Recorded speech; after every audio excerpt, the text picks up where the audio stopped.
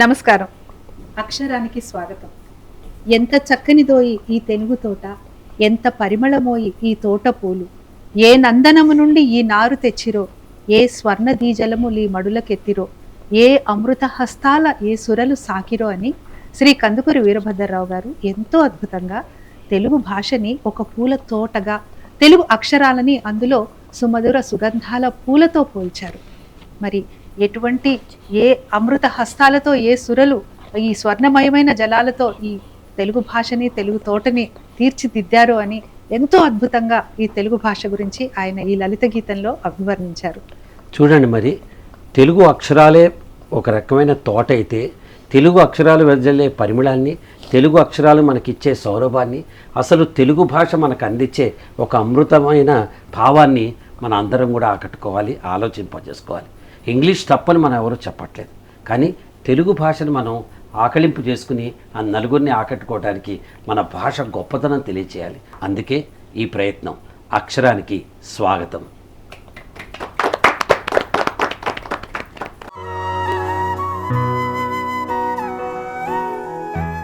తెలుగు భాష పట్ల ఎంతో మమకారంతో తెలుగు భాషని మెరుగుపరుచుకోవాలి అనే ఒక మంచి ఉద్దేశంతో వచ్చిన ఈ పిల్లల్ని పరిచయం చేసుకుందాం. అమ్మ, నీ పేరు చెప్పు. నా పేరు స్వాతి అండి. నేను ఐఎంసి కాలేజ్ నుంచి వచ్చాను. Very good. నా పేరు శ్రీరామ్ సార్, నేను కూడా ఐఎంసి కాలేజ్ నుంచే వచ్చాను. జై శ్రీరామ్. Very good. నా పేరు కావ్యశ్రీ సార్, నేను ఐఎంసి కాలేజ్ నుంచి వచ్చాను. చూసావా, కావ్యమే నీ పేరులో ఉంది. స్వాతి, శ్రీరామ్, కావ్య. కావ్య నా పేరు హర్షిత మ్యామ్. నేను ఐఎంసి కాలేజ్ నుంచి వచ్చాను. పేరులోనే మంచిగా హర్ష ఉంది నీకు. నా పేరు దివ్యశ్రీ మ్యామ్. నేను ఐఐఎంసి కాలేజ్ నుంచి వచ్చాను. దివ్యంగా ఉంది నీ పేరు. నా పేరు సిమ్రాని. నేను ఐఐఎంసి కాలేజ్ నుండి వచ్చినా మ్యామ్. మనం ప్రతి భాగంలో కూడా ఈ అక్షరం అనే కార్యక్రమంలో అనేక విషయాలు, అనేక రకాలుగా తెలుగు భాషని తెలుసుకోవడానికి, తెలుగు భాషని మెరుగుపరచుకోవడానికి ప్రయత్నం చేస్తున్నాం కదా. అయితే తెలుగు భాషని మెరుగుపరచుకోవాలి అంటే అనేక రకాలు ఉన్నాయి మనకి పద్ధతులు.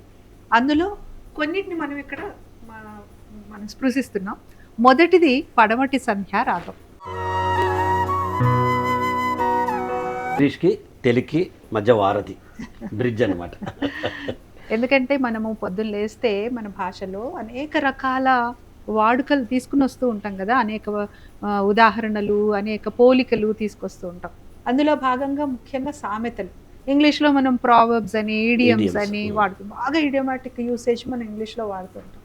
అయితే మన తెలుగుని మాట్లాడేటప్పుడు మన భాషని అందరికీ బాగా నచ్చే విధంగా, ఆకర్షణీయంగా చేయాలి. భలే బాగా మాట్లాడారు అని ఎవరైనా అనుకోవాలంటే మనం చక్కగా అందులో ఇలాంటి కొంచెం ప్రత్యేకతలు జోడిస్తే బాగుంటుంది. ఇప్పుడు వంటలో ఎలా అయితే నువ్వు గార్నిష్ అంటావు కదా, లాస్ట్కి చేసినప్పుడు బాగుంది, చూడ్డానికి బాగుంది, రుచికి బాగుంది అని ఎలా అనుకుంటామో, మనం మాట్లాడే భాషణలో కూడా ఇటువంటి సామెతల్ని, జాతీయాలని మనం కనుక చేరిస్తే వాళ్ళ ప్రసంగం చాలా బాగుంది అనే పేరు వస్తుంది.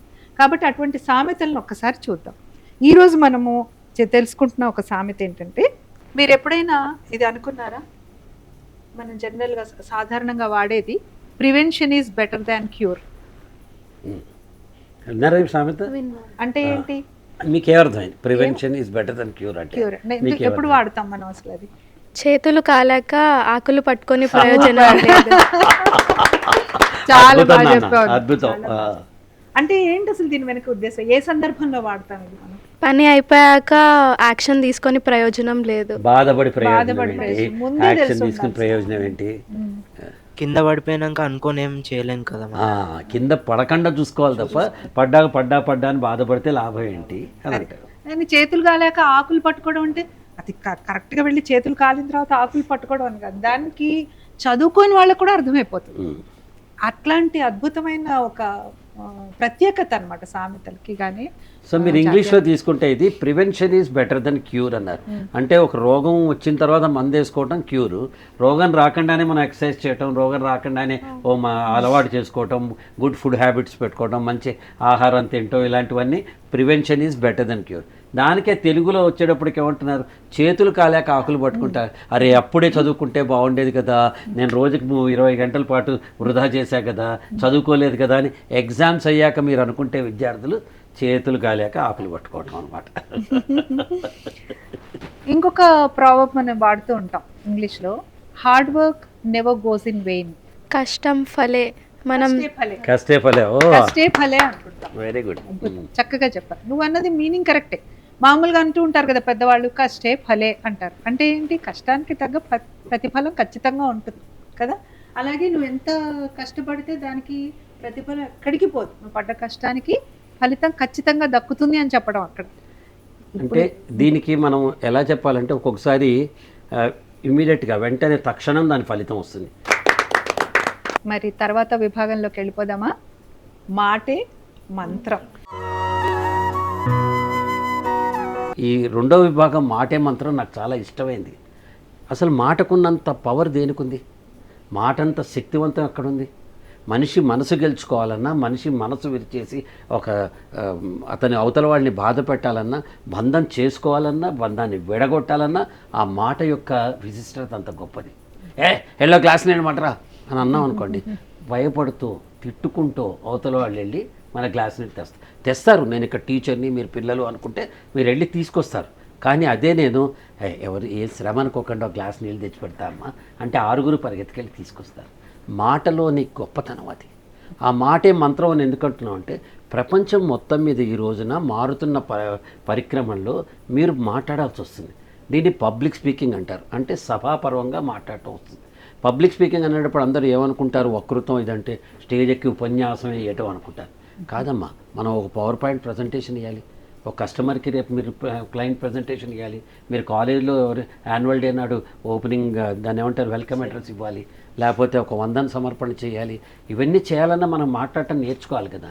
కాబట్టి మన మనసులో ఉన్న భావాల్ని అవలీలగా అలవోకగా అవతల వ్యక్తికి చేర్చే ప్రయత్నమే మాట. అందుకోసమే ఈ విభాగం పెట్టాము, మాటే మంత్రం. ఇప్పుడు మా దగ్గర 3 చిట్టీలు ఉన్నాయి. మీలో 3 తీసుకుని వీలైనంత వీలైనంత వరకు ఒక్క నిమిషం చెప్తున్నా, వచ్చేసారు మీరు ఒక్క నిమిషం. మా దగ్గర 3 చిట్టీలు ఉన్నాయి. ఈ 3 చిట్టీల్లో మీలో కొంత తీసుకుని దాన్ని వీలైనంతగా ఏ శీర్షిక ఇస్తే ఆ శీర్షికని వీలైనంతగా మళ్ళీ అండర్లైన్ చేసి చెప్తున్న తెలుగు పదాలు వాడండి. ఇంగ్లీష్ పదాలు వస్తే దాని పర్యాయ పదాలు మనం మాట్లాడుకుందాం. ఎవరు? కావ్య, కావ్య, శ్రీరామ్, హర్షిత. కావ్య రామ్మ, నీకొచ్చిన శీర్షిక 10 మాటల్లో మన దేశం గొప్పతనం. అలాగే శ్రీరామ్,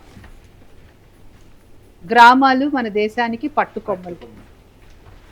హర్షిత, వాతావరణ కాలుష్యం. ముందెవరు మాట్లాడతారు? శీర్షిక 10 మాటల్లో మన దేశ గొప్పతనం. చాలా సంతోషం. చెప్పు. మన దేశం మనకెప్పుడో స్వాతంత్రం దొరికింది. మన దేశాన్ని భారతమాత అని కూడా పిలుస్తారు. ఈ దేశంలో ఎన్నో మన సంస్కృతి, సంప్రదాయాలు, ఐక్యత అని చాలా గొప్ప గొప్ప పదవులు ఉన్నాయి.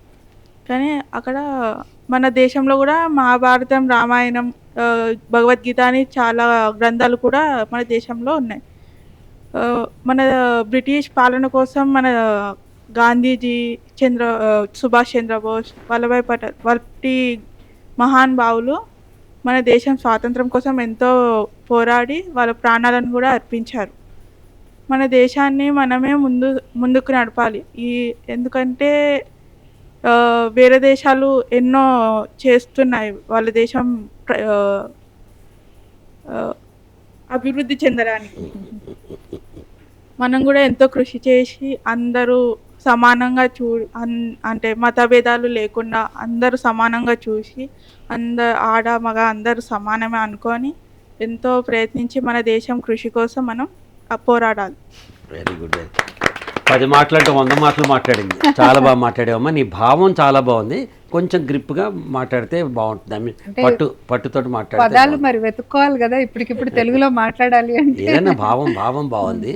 తర్వాత నువ్వు చెప్పిన దాంట్లో మన దేశంలో సంస్కృతి ఉంది, మన దేశానికి కావ్యాలు ఉన్నాయి, వేదాలు ఉన్నాయి, ఉపనిషత్తులు ఉన్నాయి, ప్రాచీనమైన దేశము. ఈ దేశంలో మనకి ఒక కులం, ఒక మతం అని లేదు, ఉండకూడదు కూడా. మన దేశం గొప్పతనం ఏంటంటే భిన్నత్వంలో ఏకత్వం. ఇన్ని కులాలు, ఇన్ని మతాలు, ఇన్ని భాషలు, ఇన్ని ప్రాంతాలు, ఇంతమంది వ్యక్తులు ఉన్న ఏకీకృతమైన ఒకే ఒక విధానం భారతదేశ విధానం. అది చాలా దేశాల్లో ఉండదు. మన దేశం గొప్పది. అలా చాలా బాగా చెప్పావమ్మా, చక్కగా చెప్పి. గ్రామాలు పట్టుకొమ్ములు. మన దేశానికి పట్టుకొమ్మలు. గ్రామాలు దేశానికి పట్టుకొమ్మలు. చెప్పినాను. గ్రామాలు దేశానికి పట్టుకొమ్మలు అంటే గ్రామాలు అభివృద్ధి చెందుతూనే దేశం అభివృద్ధి చెందుతుంది. ఈ మధ్య గ్రామాల్ని వదిలేసి సిటీలలో ఉండటము, ఇప్పుడు మళ్ళీ అందరూ గ్రామాలకే వెళ్తున్నారు. గ్రామాల్లో నుంచే మనకు తిండి రావటం కానీ, ఇప్పుడు పంట పొలాలు ఏవైనా కానీ మనం సిటీలలో అయితే మనం పెంచలేం కదా మ్యామ్. కాబట్టి పంట పొలాలు ఏవైనా మన తినే బియ్యం కూడా మనకు గ్రామాల నుంచే వస్తుంది. కాబట్టి గ్రామాన్ని అభివృద్ధి చేస్తేనే దేశం కూడా అభివృద్ధి చెందుతుంది. చక్కగా చెప్పాను అన్న, నీ భావాలు కూడా బాగున్నాయి.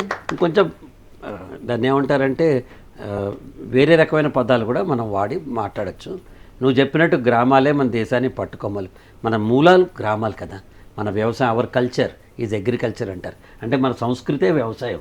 భారతదేశం యొక్క సంస్కృతే వ్యవసాయం. మరి ఆ వ్యవసాయం ఎక్కడుంది? మన సూపర్ మార్కెట్లో దొరకదు కదా. అక్కడ రైతు పండించే కష్టంలో ఉంటుంది, పొలంలో ఉంటుంది, అక్కడ చిందించే ఒక పాటలో ఉంటుంది. జానపద గీతాలు మన ఎంత ఇష్టం, అక్కడి నుంచి తయారయ్యే ఒక వస్తువులో ఉంటుంది. ఒక అడవి నుంచి వచ్చే తేనె ఎంత మధురంగా ఉంటుంది కదా. అలా స్వచ్ఛత ఉన్న ప్రదేశాలు గ్రామాలు. కాబట్టి గ్రామాలే దేశానికి అభివృద్ధికి మూలాలు. కాబట్టి మన దేశానికి గ్రామాలే ముఖ్యమైనవి. చాలా బాగుంది. తెలుగు భాష గురించి మనము ప్రయత్నం చేస్తున్నాం కాబట్టి చిన్న చిన్న పదాలు నీకు తెలిసిందిగా. రీసెంట్ ఫెస్టివల్, పండుగలు, అలా చిన్న చిన్నవి ఏంటంటే మనము ప్రయత్నపూర్వకంగా చేయాల్సింది ఇట్లాంటివి, లేకపోతే కష్టం అవుతుంది. మన ఇంగ్లీష్ పదం వాడటం తప్పని చెప్పట్లా, తెలుగు తెలుసుకోమని మాత్రమే చెప్తున్నాను. ఈ కార్యక్రమంలో మనం ఆ ప్రయత్నం చేస్తున్నాం కాబట్టి. లేకపోతే మనం ప్రతిరోజు ప్రతి పదము కూడా మనం ఒక వాక్యంలో కనీసం 2 ఇంగ్లీష్ పదాలు ఉంటాయి కదా. లేకపోతే కష్టం. అన్నిటికీ తెలుగు కూడా మనం మాట్లాడలేము. రోడ్డు, బస్సు లాంటి వాటికి కూడా మాట్లాడలేము. కొన్ని కొంచెం ప్రయత్నపూర్వకంగా చేద్దామని ఒక చిన్న ప్రయత్నం. మ్యామ్, నా శీర్షిక వచ్చేసి వాతావరణ కాలుష్యం. వాతావరణ కాలుష్యం అనేది నేటి కాలంలో చాలా పెద్ద సమస్యలా మారిపోయింది. ఎక్కడ చూసినా అక్కడ కాలుష్యం వల్ల మనకి చాలా ప్రాబ్లమ్స్ వస్తున్నాయి. రీసెంట్లీ మన భారతదేశం క్యాపిటల్ ఢిల్లీలో కూడా కాలుష్యం వల్ల పాఠశాలలు, కళాశాలలు మూసివేయాల్సి వచ్చింది. లాక్డౌన్ వచ్చింది. సో మనం కాలుష్యం ఎందుకు అవుతుంది దాన్ని తెలుసుకొని prevention is better than cure. ఇందాక మనం మాట్లాడాం కదా, చేతులు కాలాక ఆకులు పట్టుకొని ప్రయోజనం ఏంది. మనము ముందే కాలుష్యం రీజన్స్ ఏంది తెలుసుకొని పాటిస్తే బాగుంటుంది. చాలా చక్కగా చెప్పాను. నీ భావాలు బాగున్నాయి, కానీ ఎక్కువ ఇంగ్లీష్ పదాలు తెలినాయి. కానీ నేను ఏది లైక్ చేశానంటే నేను ఏది ఆనందించానంటే నేను ఏది ఇష్టపడ్డాను అంటే ఇందాక వాడిన ఒక పదప్రయోగాన్ని ఇప్పుడు వాడుతున్నావు కదా, అదే ఈ కార్యక్రమం యొక్క ఉద్దేశం. నీలాంటి పిల్లలు 10 మంది మేము చెప్పిన మాటల్ని కొంచెం ఎంచుకుని అవి తిరిగి ప్రయోగం చేస్తే మేము ఆనందిస్తాం అన్నమాట. అయితే నువ్వు చెప్పిన దాంట్లో కాలుష్యం గురించి చాలా బాగా చెప్పావు. దేశ రాజధాని, క్యాపిటల్ బదులు రాజధాని కదా, పొల్యూషన్ బదులు వాతావరణ కాలుష్యము, శబ్ద కాలుష్యము, ఇవన్నీ ఉన్నాయి, ఆహార కాలుష్యం, ఇవన్నీ ఉన్నాయి కదా. చక్కగా చెప్పాము మనం కూడా. ఇలాంటి ప్రయత్నపూర్వకంగా మీరు ఇంట్లో కూడా తర్వాత కూడా ఈ కార్యక్రమం అనే కాకుండా చూస్తున్న ప్రతి వాళ్ళు కూడా తెలుగు అభివృద్ధి చేయాలి, మెరుగుపరచుకోవాలి అంటే ప్రయత్నపూర్వకంగానే జరగాలి. ఎరుకతో మాట్లాడాలి. ఎరుక అంటే అవేర్నెస్ అంటాం కదా. ఎప్పుడు కూడా మనం మనసులో ఏదైతే ఆలోచిస్తామో, ఏ భాషలో ఆలోచిస్తామో ఆ భాషలో మాట్లాడతాం. వేప చెట్టు నాటితే విత్తనం అది మామిడి చెట్టు రాదు కదా. అలా మన ఆలోచనలో మనం మాట్లాడే ముందర తెలుగు భాషలోనే మాట్లాడాలి అనే విత్తనం నాటితే తెలుగే బయటకు వస్తుంది. మనం ఇంగ్లీష్లో ఆలోచిస్తూ తెలుగులో పదప్రయోగం చేస్తే ఇంగ్లీష్ పదాలు ఎక్కువగా దొరుకుతాయి. ఇది తప్పని అంటల్లా, కానీ తెలుగులో మాట్లాడుతున్నాం కాబట్టి తెలుగు మాత్రమే మాట్లాడాలి కదా. మీరు గమనిస్తే ఇతర భాషలతో ఎవరితో పోలిక కాదు. మన పొరుగున్న అనేక రాష్ట్రాల వాళ్ళ భాషాభిమానం ఎక్కువ ఉంటుంది, వాళ్ళ భాషలోనే మాట్లాడతారు. మనం ఇద్దరు తెలుగు వాళ్ళు కలిస్తే మనం తెలుగులో మాట్లాడడానికి సంకోచిస్తాం. కానీ ఇతర భాషల వాళ్ళందరూ ఇద్దరు తెలుగు వాళ్ళు మాట్లాడితే తెలుగులోనే వాళ్ళ భాషలోనే మాట్లాడుకుంటారు. మనం కూడా ఇద్దరు తెలుగు వాళ్ళు కలిసినప్పుడు తెలుగులో మాట్లాడే సంస్కృతి తెచ్చుకోవాలి. అవసరం అప్పుడు ఇతర భాషలు మనం మాట్లాడచ్చు. అవును, అద్భుతం. అయితే మనము మరొక ప్రయత్నం చేస్తూ వస్తున్నాము. ప్రతి భాగంలో కూడా ఒక కొత్త నేస్తాన్ని పరిచయం చేసుకుంటున్నాం కదా. ఆ కొత్త నేస్తం ఎవరు? పుస్తకం హస్తభూషణం అన్నారు. పుస్తకం హస్తభూషణం అంటే ఏంటి? హస్తంతో సమానం. కాదు. హస్తంలో భూషణం అంటే భూషణం నగలాంటిది. నగలాంటిది. నగలాంటిది అంటే పుస్తకం మన చేతికి అలంకారం. అలంకారం. అంటే మళ్ళీ అయితే నగేసుకుంటే మీరు ఎంత అందంగా కనిపిస్తారో, చేతిలో పుస్తకం ముట్టుకుంటే కూడా పట్టుకుంటే అయితే ఒక అలంకారప్రాయంగా మాత్రం ఓహో అన్నారు కదా అని పుస్తకం పట్టుకుని తిరగంగానే లాభం లేదు కదా. మన ఇంట్లో బోల్డ్ పుస్తకాల అల్మరాలు ఉంటాయి, వాటి నిండా పుస్తకాలు ఉంటాయి.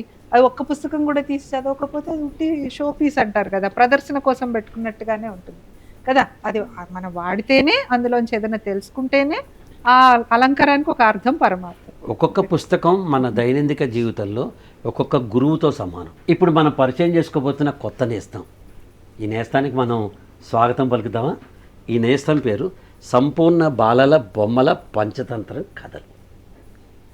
బొమ్మల పంచతంత్రం కథలు ఎందుకంటే మన కథలో ఉన్నది బొమ్మలతో కూడా కనిపిస్తూ ఉంటే పిల్లలు సంపూర్ణంగా నేర్చుకుంటారు. పిల్లలంటే మీ వయసు వాళ్ళు కూడా పిల్లలే కదా, వీళ్ళందరూ కూడా నేర్చుకుంటారు.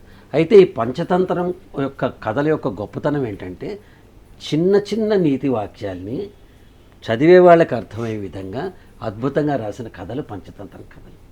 ఇవి రాజనీతి, పాలిటిక్స్, ఇవి లీడర్షిప్ క్వాలిటీస్, నాయకత్వ లక్షణాలు, ఇవి రిలేషన్షిప్స్, బంధాలు, ఇవి సమయపాలన, టైం మేనేజ్మెంట్, వీటన్నిటి గురించి కూడా చిన్న చిన్న కథల్లో ఉంటాయి.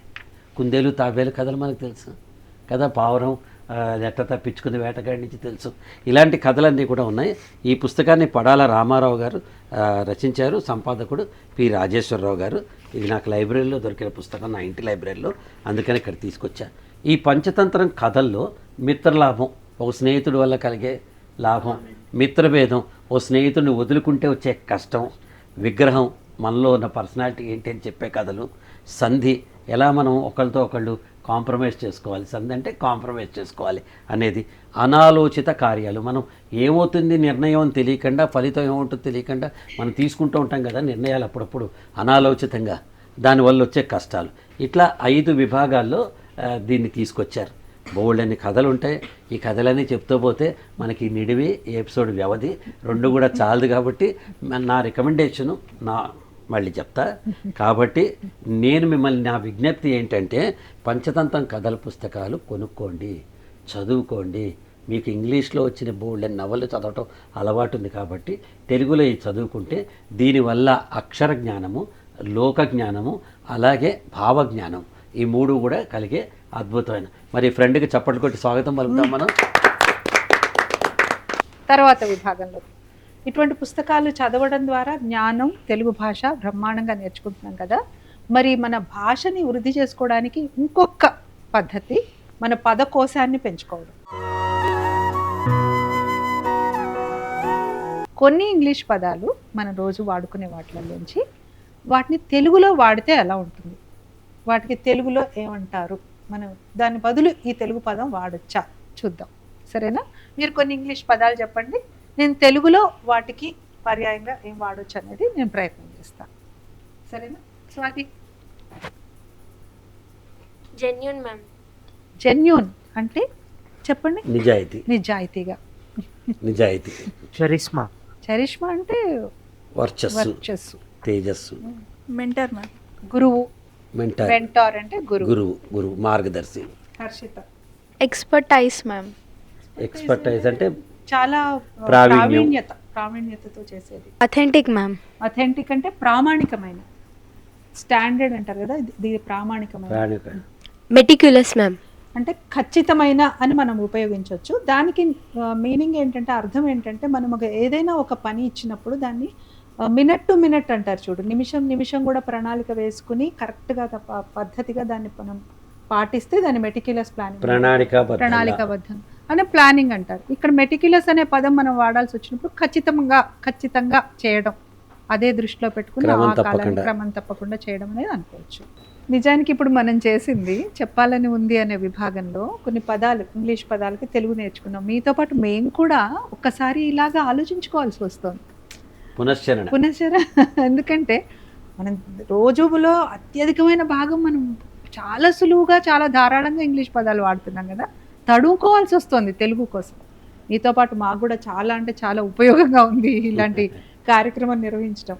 అయితే మనం మళ్ళీ ఇంకొక విభాగం, ఈ విభాగం ద్వారా కూడా మనము తెలుగు భాష పట్ల మంచి మక్కువని, సాహిత్యం పట్ల మక్కువని చూపిస్తున్నాం. దాంతోపాటు చాలా అంటే చాలా ఉత్తేజాన్ని పొందుతున్నాం. పాటలు, తెలుగు సినిమా పాటలు. అందుకే ఈ కార్యక్రమానికి పాఠశాల అని పెట్టాం. పాఠశాలలో మనం అనేక అక్షరాలు నేర్చుకుంటాం, అనేక భావాలు నేర్చుకుంటాం, తెలియని శాస్త్రాలు ఇవన్నీ పుస్తకాలు అన్నీ చదువుకుంటాం. ఈ పాఠశాలలో ఏంటంటే తెలుగు సినిమా పాటకి చాలా, సంగీతానికి చాలా మేలు చేసింది. ఎలా మేలు చేసిందంటే ఇప్పుడు సంగీతం వినడానికి కూడా ఎవరికి సమయం లేని టైంలో తెలుగు భాష కానీ, తెలుగు సాహిత్యం కానీ, తెలుగు సంగీతం కానీ నిలబడిందంటే దానికి సినిమా పరిశ్రమ చాలా దోహదపడింది. దాన్ని చాలా, ఇది మనందరం ఒప్పుకోవాలి. భద్రాచలం అనే సినిమా ఎవరికైనా ఐడియా ఉందా? భద్రాచలం సినిమాలో చాలా స్ఫూర్తిదాయకంగా ఉండే పాట, శ్రీహరి మీద పిక్చరైజ్ చేశారు. ఆ పాట సుద్దాల అశోక్ తేజ్ గారు రాశారు. సుద్దాల అశోక్ తేజ్ గారు అద్భుతమైన కవి. మనకి నలుగురు మాత్రమే జాతీయ స్థాయిలో ఉత్తమ గేయ రచయిత కింద సినిమా ఇండస్ట్రీలో అవార్డు పొందిన వాళ్ళు ఉన్నారు. వారిలో ఒకరు సుద్దాల అశోక్. ఎవరైనా ఈ పాట పాడగలరా? తెలుసా? ఒకటే జననం, ఒకటే మరణం, ఒకటే గమనం, ఒకటే గమ్యం, గెలుపు పొందే వరకు అలుపు లేదు మనకు. బ్రతుకు అంటే గెలుపు, గెలుపు కొరకే బ్రతుకు. కష్టాలు రాని, కన్నీళ్లు రాని, ఏమైనా గాని ఎదురేది రాని, ఓడిపోవద్దు, రాజీ పడొద్దు, నిద్రేకునొద్దు, నీకేమి హద్దు. ఎంత బ్రహ్మాండంగా ఉంచాడు ఈ లిరిక్. అసలు ఒకటే జననం, మనకున్నది ఒక జననం కదా, ఒకటే మరణం. ఒకసారి పుడతాం, ఒకసారి పోతాం. ఈ మధ్యకాలంలో జరిగే జీవితం మన చేతుల్లో ఉన్న జీవితం. దానికి కష్టాలు రాని, కన్నీళ్లు రాని, ఓడిపోని, ఏమైనా కానీ మనం గెలవాలి కదా, మనం దాని మీద పట్టు సాధించాలి కదా. ఇది మన జీవితం కదా. ఎంత బాగా చెప్పాడు చూడండి ఆయన. అసలు ఇప్పుడు మనం జనరల్గా నిరాశ నిస్పృహలతోటి ఓ చిన్న అపజయం రాగానే మనం దాన్ని తట్టుకోలేకపోతాం అన్నమాట. అపజయాన్ని మనం రెండు రకాలుగా తీసుకోవచ్చు. ఒకటి, దాన్ని మన యజమాని కింద తీసుకుని మనం కుంగిపోయి, వంగిపోయి, లొంగిపోయి దాని దగ్గర అమ్మో నాకే కష్టం వచ్చింది, నేనే ఇట్లా అవస్థపడుతున్నాను బాధపడటం. రెండోది, దాన్ని ఒక మార్గదర్శక గురువుగా తీసుకుని ఈ అపజయాన్ని నేనెందుకు జయించకూడదు అనే ఒక పట్టుదల మనలో మనకి స్వీయ ప్రేరణ కలిగించేలా ఈ పాట ఉంది.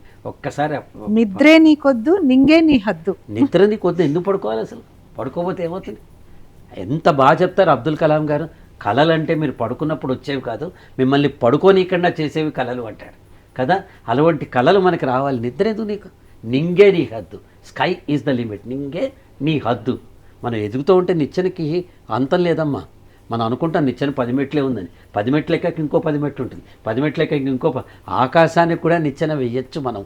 నింగే నీ హద్దు అని చెప్పారు. నీలి కళ్ళల్లో మెరుపే మెరవాలి, కారు చీకట్లో దారి వెతకాలి, గాలి వానల్లో ఉరుమై సాగాలి, తగిలే గాయాల్లో ధ్యేయం చూడాలి. ధ్యేయం అంటే మన లక్ష్యం కదా. ఇప్పుడు కాలు తగిలిందని చిన్నపిల్లని చూడండి మీరు, వాడు పడిపోతాడు. పడిపోయి అక్కడ ఉంటాడా? ఏడుస్తాడా? మన ఎవ్వరం చూడకుండా స్తంభం చాటుకు వెళ్తే లేస్తారు, మళ్ళీ ఇటు ఇటు చూస్తాడు, నడుస్తూ ఉంటాడు. చీమల లైన్ వస్తుంది, చెయ్యడ్డం పెట్టండి, అవి ఆగిపోవు. అటుపక్క నుంచి అటు వెళ్తాయి. మీరు ఇట్లా తోసేయండి, ఇటుపక్క నుంచి ఇక్కడ వస్తుంది. నువ్వు వెళ్ళి నీ వార్డ్రోబ్లో, నీ బట్టల అల్మార్లో ఒక లడ్డు పెట్టు, ఆ చీమ ఎక్కడున్నా పట్టుకుంటుంది. అంటే తగిలే మన ఏ అడ్డం వచ్చినా ఏమొచ్చినా నీ ధ్యేయాన్ని మాత్రం చూడు. ప్రతి అవమానంలో కూడా నువ్వు రేపు పొందబోయే సత్కారాన్ని చూడు, ప్రతి చీత్కారంలో కూడా రేపు నువ్వు పొందబోయే ఒక పురస్కారాన్ని చూడు అని చెప్పే ఒక అద్భుతమైన పాట ఇది. మనం కలిస్తే జనం, జనం కలిస్తే జయం, జయం కలిస్తే జగం కదా. ఇంత స్ఫూర్తిదాయకమైన అక్షరం, దాని యొక్క శక్తిని మనం తెలుసుకోవాలి. తెలుగు భాషలో ఉన్న అక్షరాలు ప్రతిదానికి ప్రత్యేకతలు ఉన్నాయి. ప్రతిదీ కూడా కలిస్తే అద్భుతమైన కావ్యాలు రాస్తాయి. మరి తెలుగు భాషలో మనందరికీ ఇష్టమైంది, ఈ భాష ఇంత ప్రాచుర్యం పొందడానికి కృషి చేసిన ఎవరో ఒకళ్ళని ఎపిసోడ్ అంతంలో మనం ఒకసారి తలుచుకుందాం. ఆ తలుచుకునే వ్యక్తి ఈరోజు గిడుగు రామమూర్తి గారు. ఆయన తెలుగు భాషకి అద్భుతమైన సేవ చేశారు. ఆయన ఆగస్టు 29న ఆయన జన్మించారు. ఆ రోజున తెలుగు భాషా దినోత్సవంగా 2 రాష్ట్రాలు కూడా జరుపుకుంటున్నాయి, ప్రపంచవ్యాప్తంగా జరుపుకుంటున్నాయి. అటువంటి గొప్ప వ్యక్తి, తెలుగు భాషా పద పితామహుడు అని చెప్పబడే గిడుగు రామమూర్తి గారిని ఒక్కసారి స్మరించుకుంటూ అక్షరం కార్యక్రమానికి మనం విరామం చెప్పి వచ్చే వారం మళ్ళీ కలుద్దాం.